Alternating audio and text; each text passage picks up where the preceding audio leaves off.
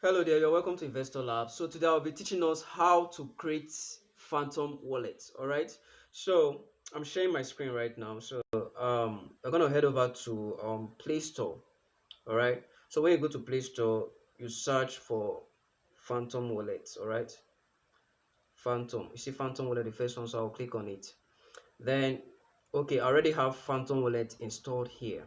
All right, so I'm going to click on open since I've installed it. If you have not installed phantom wallet, go ahead and click on install to install the phantom wallet. All right, so if you're new to Investor Labs, kindly hit the subscriber button so that when we upload new video, you will be notified and be the first to get latest info. All right, so like this video and comment and ask questions if you have any questions. All right, so I'll be watching out for your questions in the comment section. All right, okay, so let's head over into the tutorial.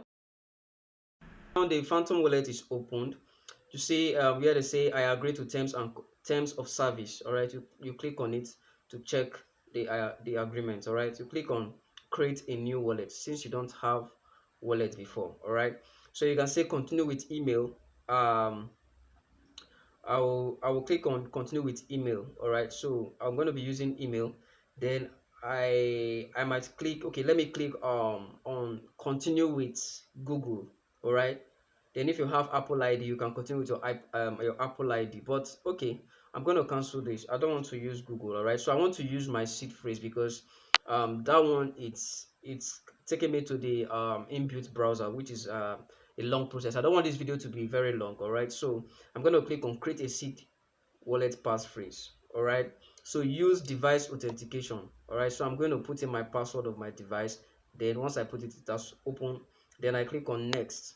All right, so this is my passphrase.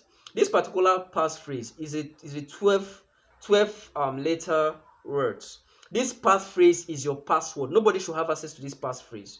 All right, if anybody have access to this passphrase, they will be able to log into your phantom wallet and steal your coins. All right, so keep this very safe. Write it down in your diary. I will not advise you to save it in your email addresses because anything might happen to your phone and that's the end. All right, so you write it down in your diary so that you can always go back to your diary to log into your wallet if you change your devices anytime. All right, so I covered this passphrase for security reasons, so that's how you should cover yours too. Nobody should have access to your passphrase. All right, so I'll copy this to clipboard because they're going to be asking it. Then I will screenshot it so that I'll be able to uh, get it. All right, so I've screenshotted it. Then I'll click on OK. I have saved it somewhere. All right, written the secret. So when you click on OK, I have saved it somewhere. It will pop out this written the secret recovery passphrase down. Without the secret recovery phrase, you will not be able to access your key or any asset associated with it. All right, so I'll click on yes because I've written it down and I have copied it to my clipboard and I've also screenshotted it. Then I will advise you to always delete the screenshots. All right, delete the screenshot so that nobody will have access to to your to your passphrase. All right, so you said you are all done. You can now fully enjoy your wallet. So I'll click on it. All right, so it will ask for my authentication like the device password. All right, so I'll click on device password. So it's as easy as that. All right, so I'll click on get notification. So if anything is happening on my wallet, I will know what's happening. I'll click on get notifications, enable. All right, so this is your wallet passphrase. All right, so let's say you want to send in Solana into this wallet right now. As you can see, it's showing where to send the Solana. All right, you see Solana is the first one. You see Ethereum.